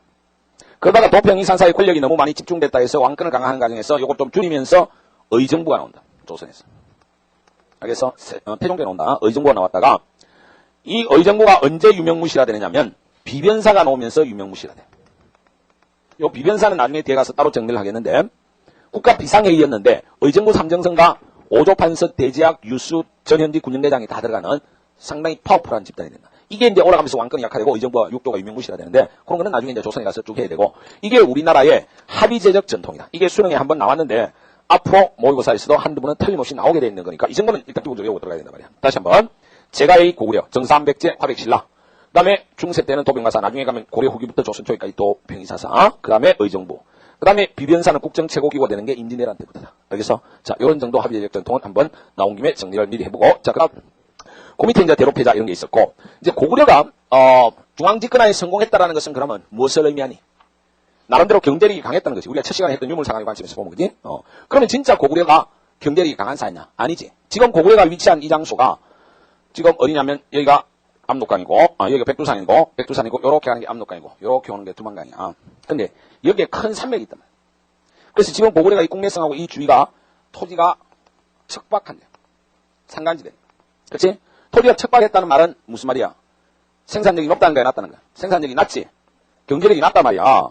그런데 어떻게 중앙집권화에 성공했느냐? 그래서 자체 생산력은 낮았는데, 외부로부터 약탈을 졸라게 많이 했던 거야, 약탈을. 요렇게 해서 고구려는 총량적 생산력은, 전체적인 생산력은 상당히 높았던 거예요. 총량적인 측면에서 생산력. 그래서 중앙집권 국가로 발전했다. 그러면 문제는 약탈이 어디로부터 약탈해왔느냐 하는 것이 중요하잖아. 약탈을 해왔다면. 그러면 고구려가 약탈해올 만한 장소가 어디인지 한번 찾아봐. 자, 요 위에 부여 별로 가져올 게 없어. 못 살아. 그치? 이 가난하잖아, 부여가. 지금 보니까 반농반목이니까. 그리고 부여계가 남아한 게 고구려야. 같은 집안이야. 그래서 여기는 가져올 게 없어. 부여에서 약탈 안 했어. 그럼 어디가 제일 좋으냐? 그 대동강 있지? 지도에 보면. 요 주위지. 여기가 제일 비옥하고 좋은데 여기에서 가져왔나? 또 못 가져왔어. 왜? 여기는 졸라게 센 놈이 살고 있잖아. 낭낭. 한 9년생이잖아. 사실 고구려가 발전하는데 가장 큰 걸림돌이었다. 이거 못 가져왔어. 힘이 약해서. 그렇다면 3만가지 가기는 멀지. 그럼 남은 건 뭐야? 옥저와 동해에서. 그래서 옥저가 제일 많고 그 다음에 동해. 옥저와 동해는 어디에 있니? 지금 이렇게 내려오면 여기 한경산맥, 이쪽에 태백산맥 이렇게 내려오니까 한경산맥 뒤쪽에 여기 옥저 아니야. 그치? 그러면 지형적으로 좁은 지역이고 인구가 별로 없지. 전쟁하면 고구려 이익이 좋지. 근데 바닷가 쪽에 해산물도 많고 하니까 가져올 것만 했어. 그 다음에 이 동해 쪽도 태백산맥 뒤쪽이니까 지형은 작고 그럼 사람은 많이 안 살고 군사력은 약하고 가져올 게 많지. 그래서 이 두 군데에서 주로 가져왔다. 그럼 이 두 군데에서 가져왔다면 이 나라들은 제대로 발전 못했겠지. 맨날 고구려한테 당했으니까. 그러니까 자연히 이 두 놈은 나중에 어떻게 되겠어? 고구려에 복속당하지. 그치? 그럼 바로 우리가 같이 연결해서 봐버릴 수 있단 말이야. 그래서 그러면 고구려는 생산력은 토지가 척박했기 때문에 약했어. 그러나 총량적 생산이 충분히 됐던 이유는 뭐다? 약탈을 많이 왔다. 논리적으로 생각하면 옥저와 동해에서 가져올 수밖에 없고, 그래서 옥저와 동해는 뭐다? 제대로 발전하지 못하고 나중에 고구려 복속될 수밖에 없다. 그걸 같이 생각할 수 있고. 그럼 약탈을 해와가지고 넣어놓은 창고가 있단 말이야. 그래서 고구려에 가는 문제 중에 제일 잘 나오는 게 이거다 말이야. 뭐다? 부경이라는 창고가 있었다는 것을 머릿속에 정리하면 돼. 오케이? 부경. 됐지? 자, 그래서 고구려 하는 것은 부경 잘 기억해라. 그 다음에 이제 외워야 돼. 제천행사, 동맹, 방법이 없어. 안 외우면 죽는다. 그럼, 대리사이제, 알고 있지? 대리사이제가 어떤 거야? 내가 얘를 마누라로 데려갔어. 요 정도 컸을 때, 얘 아빠한테, 장녀는 딸 주십시오 하면 내가 뭐라고 했어? 미친놈아, 이렇게 될 거 아니야. 이 강도 새끼야, 이럴 거 아니야. 왜? 딸 실컷 키워가지고 이제 일 좀 할만한 데 되니까, 씨발놈은 네가 공짜로 데려간다고? 그동안 밥을 얼마나 처먹었는데, 이 새끼야. 밥값 계산하고 가, 이거야. 그래서 내가 이 집에 장가 들어가지고 한 7년간 일을 해준다고. 알겠어? 그리고 나서 애 한 3명 낳는 거 사이에 7년이면 애 한 3명 낳아가지고 고향으로 돌아가는 거야. 이게 대리사이제. 그러니까 대리사이제라는 것 속에서도 인간을 어떤 관점에서 보는 거야? 노동력의 관점에서. 그러면 똑같은 방법으로 자 옆에 옥제 봐봐. 민면허리제 있대. 그 두 개를 묶어라. 대리사이제하고 민면허리제. 이거는 형식은 정반대인 것 같지만은 인간을 노동력의 관점에서 본다는 것은 동일하다 하는 것으로 우리가 이해를 해. 오케이? 왜? 민면허리제는 어떤 거냐면 내가 이제 옥제에 가서 얘를 둘째 마누라로 삼아라고 했어. 둘째가 더 좋은 법이야, 바보야. 근데 얘가 한 30살 뻘뻘 끼고 있었어. 그래서 장인어른한테 장인어른 딸 주십시오. 더 밥충 내기 전에 제가 데리고 가서 다 키워가지고 데리고 살겠습니다. 그래서 어릴 때 아예 데려오는 거야. 그러니까 둘 다 인간을 노동력의 관점에서 보고 있다. 오케이? 이해가 되나? 됐어. 자, 그 다음에 이제 고구려는 중앙집권국가로 발전했다는 거. 그게 아주 중요한 거고. 그 다음에 이제 옥저와 동해는 두 개를 묶어라. 옥저, 동해. 두 개 묶어가지고 공통점이 뭐냐면 왕이 없어, 둘 다. 그래서 이 둘은 연맹왕국이라고 하면 안 돼. 왕이 없다고. 그래서 거기 뭐라고 돼 있나? 군장국가 돼 있지. 거기가 밑줄 치란 말이야. 그래갖고 똑같이 요렇게가 왕 없음이라고 쓰라. 알았나? 옥저와 동해는 왕은 없다. 연맹왕국은 아니다. 군장국가다. 그렇게 알면 되고. 위치는 함경도, 하나는 강원도 북부. 알겠지? 그러면 옥저와 동해의 정치적 지배자 이름이 뭐다? 외워라. 삼노업군 밑줄 치고. 삼노업군 놓으면 옥저동해다. 자, 옥저에 대해서는 잘 알아야 될 게 뭐야? 고구려에 공락을 바쳤다. 그치? 고구려 제1수탈 대상 지역이었다. 그거 밑줄 치서 알아야 되고, 소금 해산물이 풍부했다라는 것도 알아야 돼. 그걸 늘 공락으로 바쳤다. 그리고 옥제에 관해서는 제천 행사에 관한 기록은 없더라 하는 거. 정확하게 없었는지는 모르겠지만 기록적으로 없다 하는 걸 알아야 되고, 그 다음에 풍속으로 민면허리제는 이야기했고, 그 다음에 골장제는 뭐야? 골장제는. 잠깐만, 이거 빼고 하자. 졸라 있다 난다, 이거.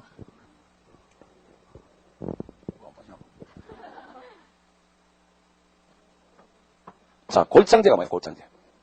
말 그대로 생각해봐. 골장제는 골장제. 그치? 골을 장내 지내는 제도. 그럼 골은 뭐야? 뼈지. 사람이 죽으면 일단 감매장을 해놨다가 썩으면 뼈만 딱 추려가지고 가족 공동묘에 안치시키는 일종의 납골당 방식이야. 요즘 너무 묘지 문제 때문에 우리 대한민국이 금수강산이 묘지강산으로 바뀌고 있잖아. 그지? 그러면서 옥제 골장제를 한번 시도해 볼 필요가 있겠다. 그지? 하여튼 골장제는 감매장에다가 뼈를 추려서 가족 공동묘에 안치시키는 방법이다. 이렇게 알면 되겠고. 그 다음에 죽은 자의 양식으로 쌀을 매달아 놓은 항아리가 집집마다 걸려 있었다. 사람 죽고 나면 이렇게 쌀을 매달아 놨어. 그건 무슨 말이야? 오셔서 드시라 이 말이잖아. 그러니까 사후세계에 대한 관념이 아주 구체적으로 나타났다는 거죠. 이제 그래서 죽은 자의 양식으로 쌀을 매달아 놓은 항아리겠다. 이러면 그게 옥제인 줄 알아야 돼. 그래서 옥제에서 시험에 가장 잘 나오는 거는 민면허리제, 골장제 이 두 개가 가장 잘 나오고, 그 다음에 이제 쌀을 매달아 놓은 항아리 뭐 이런 것들이 좀 나오기도 하고, 아니면 삼노업군 이런 이야기가 나오면 이게 옥제인 줄 알아야 돼. 고구려에 복속됐다. 자, 동해는 금강산이 있는 강원도 북부 쪽인데 군장국가 삼노업군이라고 이야기했고, 여기는 경제력이 상당히 뛰어난 동네. 그래서 농경 어로가 잘 됐다. 그 밑줄 치고. 그리고 동해에 대해서는 시험 문제 나올 때 조심해야 될 것은 항상 특산물이 잘 나오는데, 단궁은 뭐야? 활이야, 활궁자지, 그지? 중국에 수출하는 활이었다는 걸 알아야 되고, 일찍부터 산누에를 짓다. 그럼 누에 꼬치가 뭐지? 밑에다 써. 방직기술. 일찍부터 방직기술이 발달해 있었고, 그 다음에 과하마는 조랑말이야, 조랑말. 알겠어? 조랑말. 이것도 한자를 써보면 되게 쉬워. 이게 뭐야? 과일나무지? 마. 그러니까 말이 작으니까 과일나무 아래 정도밖에 안 된다, 키가. 알겠어? 그래서 조랑말이다. 그렇게 하면 되겠고, 바다표현, 바다표현의 껍질이야. 이런 어떤, 특산물이 많았던데 하면 동해라는 거 알아야 되고, 제천행사 이름 외워. 무천. 알았어? 무천. 그 다음에 동해가 시험 나올 때 가장 잘 나오는 것은 책화와 조개원이 가장 잘 나온다. 책화와 조개원이 가장 잘 나오는데, 이거는 시족사의 유풍이 찬존했던 건데, 책화는 뭐냐면, 책화를 잘 모르는 학생은 시족 단위의 경제권이라고 쓰나. 시족 단위의 경제활동 범위를 의미한다. 시족 단위의 경제권. 알겠어? 시족 단위의 경제권. 요거 조심해서 알아둬야 돼. 그러면 시족 단위의 경제활동 범위를 딱 정해놓고 그 안에서만 물고기도 잡고 농사 지어야 돼. 남은 시족 경제활동 범위에 가서 물고기 잡다 걸리면 벌금 내야 되는 거야. 이런 것을 체크한다. 그 다음에 조개오는 우리 앞에서 했고, 그지? 그러면 이런 식으로 시족 단위의 경제권이나 이런 것들이 강조된 이유가 뭘까 하면, 얘 봐. 동해가 있는 데가 태백산 뒤쪽이잖아. 여기가 동해였나. 그치? 외부와 단절돼 있단 말이야. 그러니까 외부와 문화 교류가 안 많아서 왜? 태백산에 넘어오려면 힘들잖아. 여기서 일로 나가기 어렵지. 그래서 이 안에서 자기들이 가지고 있던 전통적인 생활 방식을 그대로 잘 유지한 거지. 그래서 시족사의 유풍이 찬종했다는 이야기가 그 말이야. 알아듣겠어? 그거 잘 알아야 돼. 체크와 조개온 나중에 고구려에 복속됐다는 거 알아두면 되겠고. 그 다음에 이제 사만은 한강 이남의 새 나라인데 연맹국가다. 여기가 왕이 없는 줄 아는 애들인데 그럼 큰일 난다. 목지국 왕이 마한왕, 사만왕으로 추대됐어. 그러니까 목지국이 어디인지 지도에서 한번 봐봐. 마한이라는 글자 바로 위에 있지. 지금 천안이 있지, 천안. 천안 바로 옆에 가면 성환이라는 데가 있어.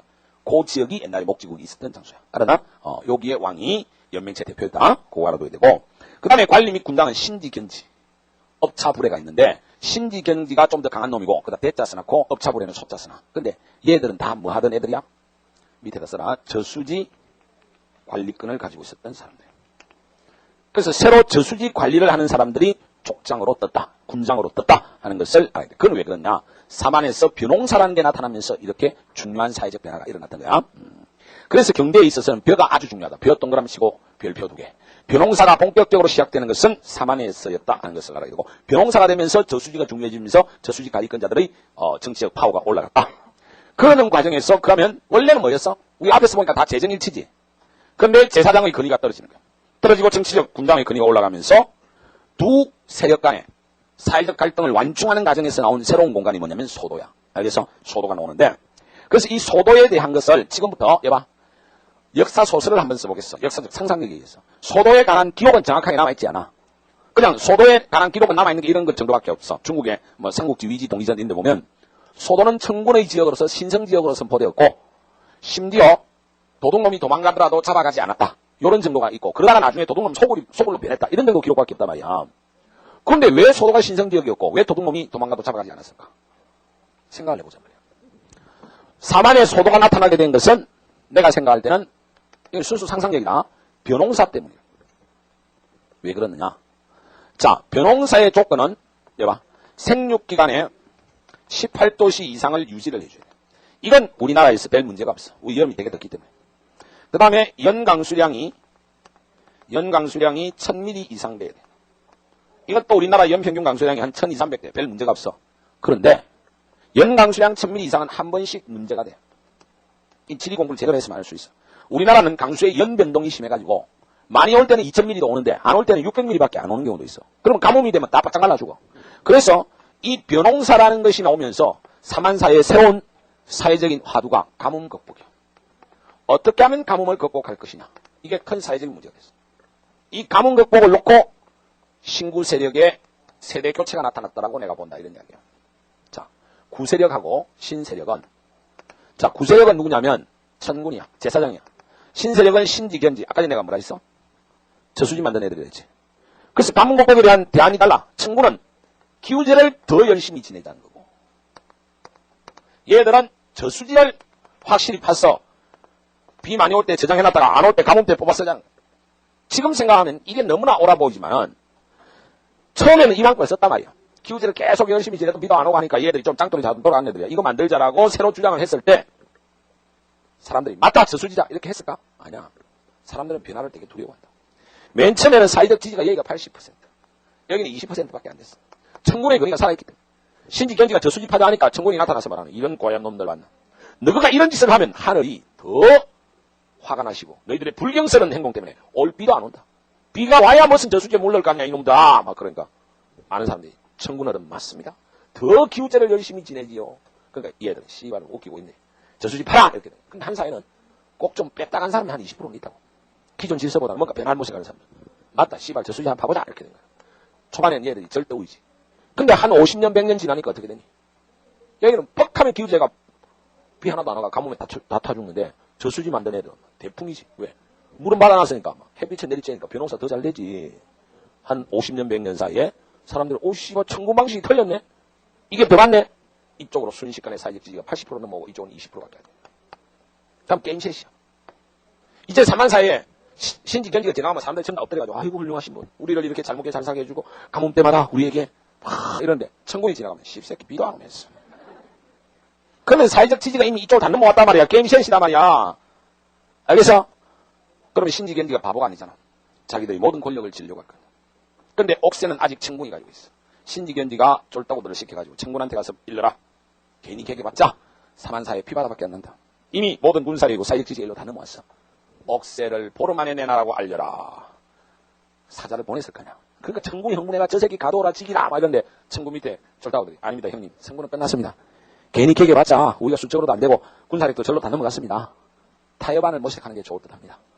그래서 한 달간 연장하기로 하고 이쪽 양쪽 간에 밀실 정치적 거래가 있었던 거지. 그 과정에서 어떻게 된 거야. 이제 정치적 지배기가 모든 것은 신지견지한테 넘어왔는데 청군도 그동안 역할 많이 했고 또 청군이 너무 비참하게 막 깨지고 이런 건 사회적 혼란에 불과하다. 왜 이 또 잔당들이 있을 거 아니야. 그래서 청군은 또 아직도 그러나 이 당시에는 아직도 뭐 오늘 같은 자연과거 시대는 아니니까 하늘의 제사 지내는 일이냐 이건 여전히 중요합니다. 하니까 신지견지도 못 이긴 채하고 또 들어줘야 될 거야. 그러면 한 달 후에 청군은 저기 높은 곳에 하늘의 제사 지내기 좋은 곳에 새로운 별업을 하나 만들어주겠다. 거기 가서 제사 지내라. 당신은 이제부터 종교적 영역만 신경 쓰라. 나는 정치를 담당할게. 이렇게 하면서 재정일치가 재정분리로 가면서 청군의 영역이 나온 거야. 그러니까 청군이 한 달 뒤에 떠나려고 하니까 또 졸라게 불안할 거 아니야. 왜? 그거 갈아놨고 씨발 신지견지 군사력을 한 방에 다 조지면 찍소리도 못해보고 날아가는 거니까. 청군이 발발 뜨니까 신지견지 쪽에서 분명히 약속한다. 청군의 영역을 확실히 인정하는 차원에서 신성지역으로 삼안에서 선포할 것이며 군사력은 어떤 경우에도 파견하지 않겠다. 그 약속을 했기 때문에 도둑놈이 도망가도 잡아러 가지 않았던 거야. 근데 그러한 재정의 분리와 두 세력 간에 정치와 종교가 맞붙으면 사회적 갈등이 커지니까 거기에 완충지 역할로서의 소도의 기능을 두던 거야. 근데 그 모습은 지금도 있어. 우리나라 명동성당 생각해봐. 노조들이 데모하다가 안 되면 그거 들어가서 막 으쌰으쌰 하잖아. 그럼 경찰력 파견하나? 안 하지? 그가 신성지역이라서 막 경찰이 데모대 잡으러 들어가면 막 신의 이상한 빔이 날아오고 막 쓰러져서 못 가나? 아니잖아. 그 안 들어가는 이유는 뭐야? 안 들어가는 이유는 사회 전체의 갈등이 정치 세력과 종교 세력까지 맞붙었다면 갈등이 얼마나 심각해지니까 완충지 역할로서. 그래서 명동성당이 우리 사회에 존재한다는 것은 그만큼 우리나라 사회적 갈등을 원만하게 풀 수 있는 아주 훌륭한 공간이야. 명동성당을 종교적 영역으로만 봐서는 안 되고 이 사회가 안고 있는 사회적 갈등의 하나의 해소 장치 내지 과정으로 볼 수도 있어. 노조들이 명동성당 들어갈 때는 막 목숨 걸고 투쟁하지만은 다 나중에 적당히 타입하고 뛰어나오잖아. 그래서 막 죽고 이런 적 봤냐? 없지? 그건 마찬가지야. 그래서 이 과정에서 결국은 소도가 나왔다 이것이. 알겠어? 그렇다면 우리는 소도를 어떻게 해석할 것이냐? 생각해봐. 이거는 신구 세대 교체지. 새로운 정치 세력과 구 세력 간의 권력의 교체가 나타나는 거지. 다른 말로 하면 권력 이동이 나타났음을 보여준다.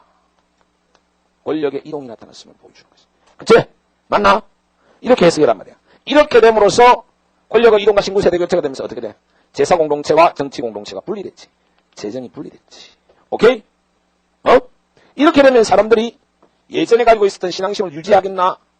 아니겠지? 신앙의 변화가 나타나겠지? 그래서 원시 신앙의 변화가 나타났다. 이렇게 우리가 한번 상상해보면 재밌지 않나? 벼농사라는 주제를 가지고 가뭄극복이라는 사회적 화두가 나타나고 그것 때문에 저수지라는 것은 필연적으로 나올 수밖에 없는 이 저수지 세력들이 저수지를 파괴했을 때 안 된다 기후제도 열심히 하자. 사회가 변할 때 구세력들은 막 지랄한다고. 국가보안법 없애자. 국가보안법 없애야지. 그런데 안 된다 이건 지켜야 된다 이 짓을 더 한다니까. 그러니까 이번에 국회 통과 못했어. 그렇지만 결국은 없어진다고. 도대체 사상의 자유가 없는 나라가 어디 있나 이게. 그런데도 막 없애면 안 될 것 같잖아 지금 너희들도. 특히 강남 애들은 그치. 없애면 안 될 것 같지. 저수지 파면 안 될 것 같아.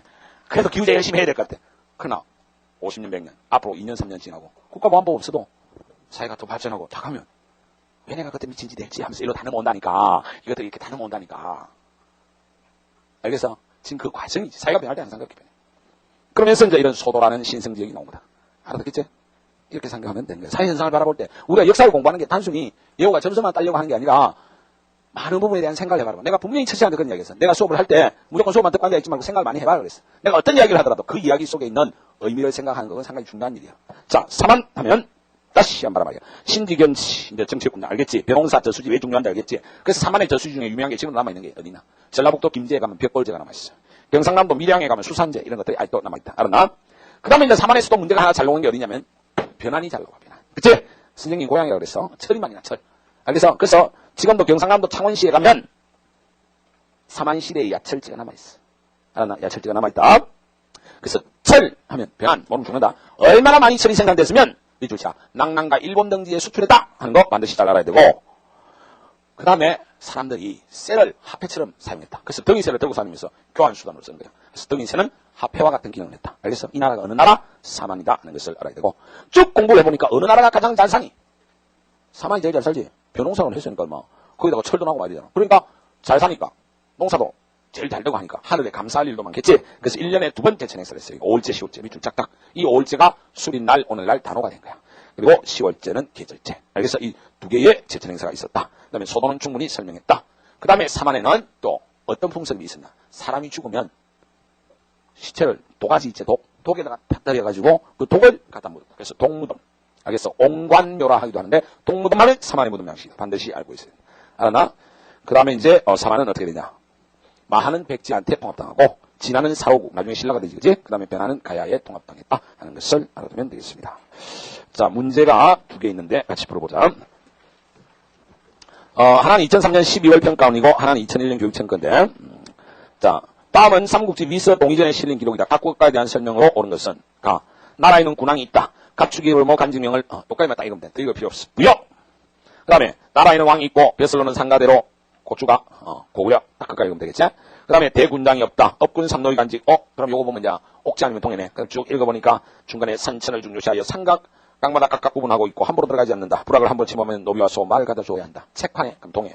그지? 알겠어? 그러면 가는 강력한 중앙집권 국가이다. 자, 부여가 중앙집권 국가가 발전하지 못했잖아. 그럼 나는 율령이 재정 반포된 사임을 알 수 있다. 율령 반포는 언제 나타나지? 고대적 중앙집권 국가에서 나타난다. 그러니까 아직 그 단계는 아니지. 지금 우리가 배운 것은 연명왕국 단계에서의 고구려니까. 그러면 다 S는 시적사의 유봉을 확인할 수 있다. 답이 3번 되겠다. 그치? 가와 나이는 노비는 없고 생산다인 하오가 있다. 노비가 왜 없나 있지, 그게. 그 다음에 가나다 천공기 문화 쪽은 다 철기 문화다. 그치? 그래서 답이 3번이 되겠고. 문제 4번. 다음에서 설명하고 있는 초기국가의 사회 모습으로 덕질한 것은 씨를 뿌리고 난 뒤인 5월의 수린날과 곡식을 거두되는 10월의 계절제를 열어 하늘의 제사를 지냈다. 이것만 봐도 3번인 줄 알겠지? 신성지역에 소도가 있었다. 그치? 그러면 둘의 조직을 통하여 공동작업을 했다. 잘 모르겠지?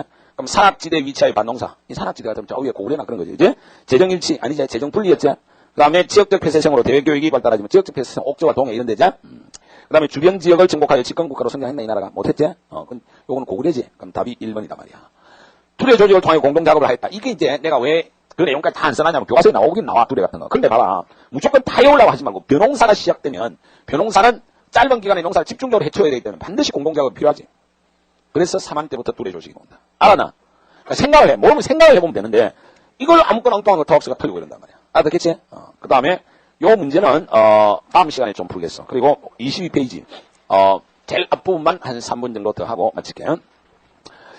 지금부터 이제 그 통치 구조로 들어가는데 우리 앞에서 기본은 했는데 다시 한 번 더 이야기해 볼게. 고대 정치에 있어서 고대 국가의 성립과 발전의 첫 번째 기본 이해, 요 기본 이해를 잘 해야 되는데, 중앙 집권 국가의 성격은 말 그대로 중앙으로 권력이 집중됐으니까 그 중앙이 뭐라 했어? 왕이라 했지. 그래서 중앙 집권 국가의 가장 중요한 속성은 뭐야? 왕권이 졸라게 강했다는 거지. 이게 중앙 집권 국가야. 그치? 그러면 왕권이 강하려고 하면 왕이 어떻게 해야 돼? 왕이 어떻게 해야 돼? 연명왕국처럼 뽑으면 안 되지. 세습해야지, 세습. 이것도 여기다 뭐라고 넣어야 돼? 누구한테 세습해야 돼? 동생한테 넘겨주면 되나 이거? 안 되지. 믿을 건 자식밖에 없지. 그래서 부자 세습이 돼. 그래서 이렇게 돼야 중앙집권국가 돼. 그리고 이건 지난 시간에 이야기했다. 족장들은, 요 족장 새끼들은 그 지역에 있으면 되나 안 되나? 다 수도로 끌고 올라왔어. 그치? 그리고 그 지역에 빨리 파견했지. 그래서 그걸 뭐라니? 족장의 중앙 기족화. 그러면 수도로 끌고 올라왔으니까 관리는 파견이 돼야 되겠지. 맞나? 관리는 파견이 돼야 그 지역을 통치할 거 아니야. 안 그러면 이 새끼들 또 후예들이 남아가 지랄할 거니까. 그러니까 중앙으로 권력이 집중된다는 것은 왕을 통한 이런적 통치가 이루어진다는 건데, 부자 세습이 이루어져야 되고, 지방에 있는 군장 족장은 다 잡아와야 되고, 잡아다가 막 대알바가 이러면 안 되니까 걔들한테도 뭔가 베풀어줘야 되니까 기족화하면서 신분제도가 나온다고 했잖아. 그리고 지방에 관리 파견을 하면 이게 제대로 된 왕권 강화다. 여기 중앙집권 국가야. 근데 요거만 가지고는 안 된다니까. 여기에다가 뭐를 다 더해줘야 되느냐. 어떤 것들이 있어야 완전히 체제가 갖춰지냐라고 생각해봐. 자, 이렇게 해가지고 그 사회를 돌릴 수 있는 정치 시스템이 짜여져야 될 거 아니야. 제도가. 그게 율령이다. 그래서 율령이 반포된다. 이게 딱 나오면 중앙집권. 알겠어? 율령이 반포된다. 그러면 왕권은 졸라게 강화시켜놓고 이 새끼들 반란 세력 될 수 있는 거 중앙에 잡아놓고 지방에 관리 파견하고 시스템 다 갖추면 됐느냐? 아니지. 이걸 뒷받침해 줄 수 있는 보다 성숙화된 지배 정당성을 만들어낼 수 있는 이데올로기가 있어요. 예를 들어서 청동기 같으면 하나님 아들이야. 대가리 박아. 이게 가능했잖아. 이제는 하나님 아들이야. 해봐야 아무도 안 믿어. 씨발 이거 뭐 하는 똑같은 거지. 그래서 불교로 수용하는 거예요. 불교로 수용하는데 어떻게 이게 왕권 강화가 되고 중앙집권에 연결됩니까? 하는데 잘 생각해봐. 불교를 딱 수용해가지고 해봐. 이 귀족들하고 다 처음에 이제 지배 세력들 주위에서 인정을 받아야 되니까 부처님 딱 믿게 한 거야. 부처님 딱 믿어보니까 어떠냐고 내가 물어보니까 얘가 이제 육두품이야. 아니 얘는 진골이야. 야 부처님 믿어보니까 어떠냐니까. 졸라게 좋은데요. 좋대. 근데 부처님이 어디 있니? 이건 모르겠는데 이년아 내가 부처야. 이런 거야. 알겠어? 그래서 불교를 수용하면서 국가정신을 통일하는 과정에서 뭐가 나오느냐면 왕적불 논리가 나와. 왕이 곧 부처라는 거야. 그래서 우리나라 불교는 처음에는 고대적 중앙집권 국가를 완성하는 과정에서 왕과 귀족 중심의 불교로서 처음에 나타난다. 알겠어? 그래서 고대적 중앙집권 국가에서는 다 불교가 수용. 그래서 이 두 개가 언제 이루어졌느냐 하는 게 그 국가가 제대로 기틀을 잡았나 안 잡았나. 이거 딱 잡고 나면 그다음부터 그 나라가 졸라게 발전하기 시작해. 다 모든 나라. 이게 제대로 하고 나면 이 두 가지를 그래서 내치가 한다. 이 내치가 딱 다지고 나면 그 다음에 비약적인 발전의 단계로 가기 시작한다. 하는 것을 알아요. 그런 것들이 수능에 나오지. 그냥 단순하게 무조건 연도 외우는 그런 게 나오는 게 아니야. 그리고 이제 각 나라가 명백한 자기 영역을 잡아야지. 신라가 어디까지가 백제가 어디까지다 하는데 뭐 강을 경계하고 맨날 싸우고 그랬을 거 아니야. 그래서 영역 국가의 모습을 지니기 위해서 치열한 정복 활동을 한다. 그런데 치열한 정복 활동을 하면 자연히 중앙집권이 더 돼. 왜? 귀족들이 나가지고 전사하고 많이 뒤집은단 말이야. 또 국가적으로 위기니까 왕을 중심으로 하는 강력한 통치 체제가 더 형성되지. 결합이 강해지잖아. 그래서 일부러 전쟁을 일으키는 거야. 그래서 고대적 중앙집권 국가의 네 가지 중요한 성격은 이거야. 이런 건 반드시 알고 있어야 돼. 요거는 지난 시간에 많이 이야기했고, 왕권 강화, 그 다음에 율령 반포, 그 다음에 불교 수용, 그 다음에 치열한 정복 활동을 통한 영역 국가의 모습. 요 네 가지를 잘 알아두길 바란다. 자, 그거와 관련된 문제를 풀고 마치겠습니다. 자, 다음은 우리나라. 여봐, 다음은 고대 우리나라의 정치 발전 과정을 표현한 것이다. 가에서 나로 발전하는 과정에서 나타난 역사적 사실로 적절한 것을 보기 위해서 모두 그러면 가가 딱 보니까 연맹왕국이 그려져 있지. 맞나? 연맹국가 단계제. 그 다음에 나는 뭐야? 왕이 전 지역을 아우르면서 이 족장들은 다 귀족으로 관료로 딱 복속돼 있지. 그러면 고구려는 국가의 중대사를 제가해에서 결정했다. 가에서 나로 가면서 나타난 역사적 사실 맞나 말이야? 아니잖아. 제가해라는 데막 가짜 힘 있는 놈들이 저것들 결정했다는 거는 왕이 별로 힘이 없는 거 아니야. 이거 아까 조금 전에 했잖아. 연맹왕국 단계지. 기억 들어가면 죽여야 돼. 1번, 2번 죽었어. 그 다음 백제는 율령을 반포하여 16강등은 새로운 관제를 마련했다. 맞지? 니는 들어가야 되겠지. 좀 전에 했지? 그러면 답이 3번, 4번 중에 있어. 신라는 박석김의 세부족이 연명하여 이사감을 선출했대. 선출된 왕이 무슨 힘이 있나? 부자 세습이지. 그럼 띠가 들어가면 틀렸으니까 답이 4번이네. 고구려는 종래 부족적 전통의 오불을 행정적. 자, 중앙집권 국가로 가면서 부족적 전통은 약화된다 그랬어. 지난 시간에 했다. 그 다음에 신라는 각 족장 세력을 통합 편제할 골품제도. 그치? 신분제도가 언제 나온다고 해서 중앙집권화 과정에서 나온다고 했지? 그래서 답이 몇 번이다? 4번이다. 자, 이런 문제는 언제든지 시험에 나올 수 있는 문제야. 이거 알고, 그 다음에는 이제, 다음 시간부터는 이제 사실에 대한 어떤 구조적인 이해, 흐름 이런 거야. 그렇게 나가겠습니다. 자, 수고했어.